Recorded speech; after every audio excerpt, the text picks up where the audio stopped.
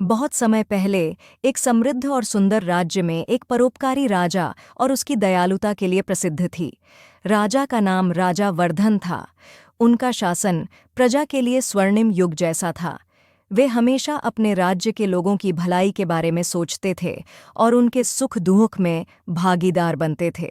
राजा वर्धन का एक अद्वितीय गुण यह था कि वे हर दिन दरबार में आने वाले साधु संतों, भिक्षुकों और जरूरतमंदों की सहायता करते थे। उनका विश्वास था कि साधु संतों का आशीर्वाद राज्य को समृद्धि और शांति प्रदान करता है। राजा वर्धन का जीवन उनके पिता राजा पृथ्वीराज से भी अधिक दयालु और न्यायप्रिय रहा था। राजा वर्धन की महानता की चर्चा पूरे राज्य में था। वह हमेशा अपने महल के बाहर बैठे दरिद्र भिक्षुक और आम जनों के दुख को समझते और उनका समाधान निकालते। प्रजा के बीच राजा वर्धन की छवि एक भगवान की तरह थी। राजा वर्धन ने अपने जीवन में कभी किसी के साथ अन्याय नहीं किया था, लेकिन उनकी कहानी में सबसे बड़ी विडंबना यह थी कि वे जितने दयालु और न्यायप्रिय थे, उनकी पत्नी रानी मीरावती उतनी ही क्रूर और निर्दयी थी। रानी मीरावती राजा वर्धन की पत्नी थी, लेकिन उसका स्वभाव राजा के ठीक विपरीत था। वह बहुत क्रूर, कठोर और स्वार्थी थी। राजा की दयालुता और सहृदयता से रानी मीरावती को चिढ़ थी। उसे यह अच्छा नहीं लगता था कि राजा प्रजा की भलाई के लिए अपना समय और धन लगाते थे। रानी का मानना था कि राजा को केवल अपने महल और उसकी संपत्ति की रक्षा करनी चाहिए, न कि प्रजा की सेवा में समय व्यर्थ करना चाहिए। रानी मीरावती का स्वभाव इतना कठोर था कि महल के नौकर चाकर और अन्य लोग भी उससे डरते थे। महल में कोई भी उसकी नाराजगी मोल लेने का साहस नहीं करता था। उसकी निर्दयता की कहानियां पूरे राज्य में प्रसिद्ध थीं। प्रजा उससे दूर ही रहती थी, क्योंकि उसकी क्रूरता के किस्से सुनकर लोग भयभीत रहते थे। एक दिन राज्य में एक वृद्ध साधु का आगमन हुआ। साधु की अवस्था अत्यंत वृद्ध और दुर्बल थी, परंतु उसकी आंखों में एक अद्वितीय तेज था। साधु ने पूरे राज्य का भ्रमण किया और देखा कि राजा वर्धन की प्रजा उनके प्रति अत्यंत प्रेम और सम्मान रखती है। साधु ने यह भी देखा कि रानी मीरावती कितनी क्रूर और निर्दयी है। साधु ने सोचा कि राजा वर्धन जैसे धर्मपरायण राजा के राज्य में एक क्रूर रानी का होना राज्य के भविष्य के लिए अच्छा नहीं है। इसलिए साधु ने महल में जाकर राजा से भेंट करने का निर्णय लिया। साधु महल के द्वार पर पहुंचा और राजा से मिलने की अनुमति मांगी। राजा वर्धन ने जैसे ही साधु के आगमन की सूचना सुनी, उन्होंने तत्काल साधु का स्वागत किया। राजा ने साधु का आदरपूर्वक स्वागत किया और उन्हें भोजन और जल प्रदान किया। साधु ने राजा की दयालुता की प्रशंसा की और कहा, राजा वर्धन, तुम्हारी दया और न्यायप्रियता के किस्से दूर दूर तक फैले हुए हैं। मैं देख सकता हूं कि तुम एक महान शासक हो, परंतु मुझे यह चिंता है कि तुम्हारी रानी मीरावती की निर्दयता इस राज्य के भविष्य के लिए घातक हो सकती है। वर्धन ने साधु की बात ध्यान से सुनी और उत्तर दिया, महाराज, मैं जानता हूं कि मेरी रानी का स्वभाव कठोर है, परंतु मैं विश्वास करता हूं कि समय के साथ वह बदल जाएगी।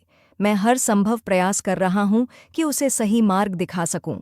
साधु ने मुस्कुराते हुए कहा, राजन, तुम्हारा विश्वास और धैर्य सराहनीय है, परंतु रानी का स्वभाव बहुत ही क्रूर है। यदि समय रहते कुछ नहीं किया गया तो यह राज्य कठिनाइयों में पड़ सकता है। मैं तुम्हें एक उपाय बताता हूं जिससे रानी का हृदय परिवर्तित हो सकता है। राजा वर्धन ने ध्यानपूर्वक साधु के शब्द सुने।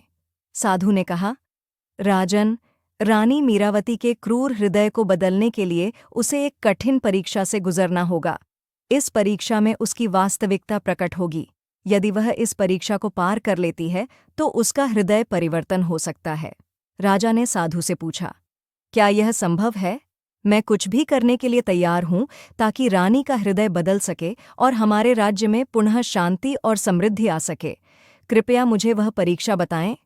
साधु ने गंभीर स्वर में कहा, रानी को 1 सप्ताह तक अपनी संपत्ति, वैभव और राजसी जीवन का त्याग करके प्रजा के बीच साधारण जीवन जीना होगा।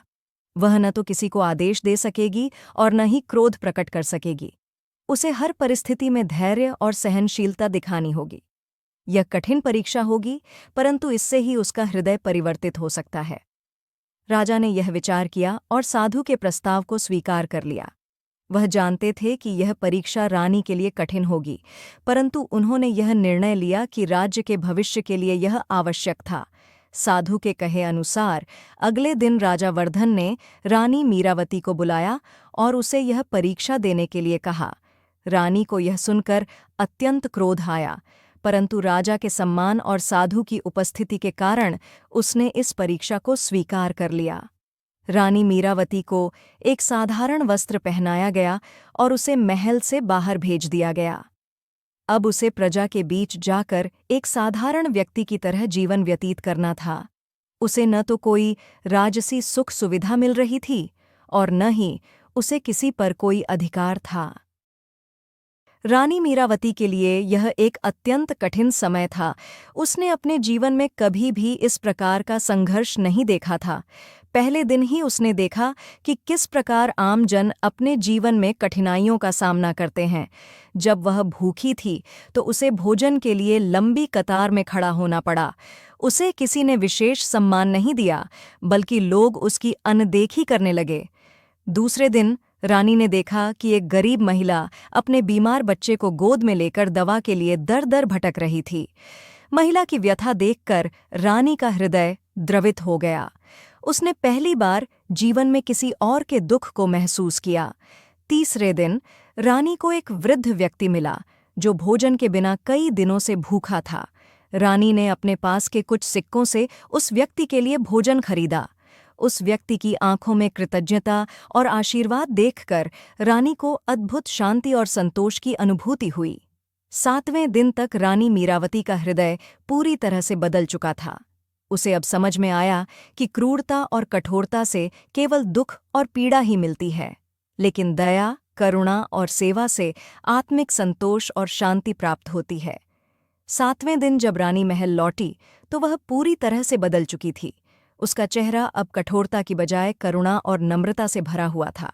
उसने राजा वर्धन के सामने सिर झुकाया और कहा, महाराज, मैं अब समझ चुकी हूं कि सच्ची शक्ति और महानता दया और करुणा में है, न कि क्रूरता में। आपने और इस साधु ने मुझे जीवन का वास्तविक अर्थ समझाया। अब मैं भी आपकी तरह प्रजा की सेवा करूंगी और उनके दुख दर्द को समझूंगी। राजा वर्धन और साधु ने रानी मीरावती के इस परिवर्तन को देखा और अत्यंत प्रसन्न हुए। साधु ने रानी को आशीर्वाद दिया और कहा, तुम्हारे हृदय में अब सच्ची दया और करुणा का वास है। तुम्हारा राज्य अब समृद्ध और शांति से भरा रहेगा। साधु ने राजा वर्धन और रानी मीरावती को आशीर्वाद देकर महल से विदा ली।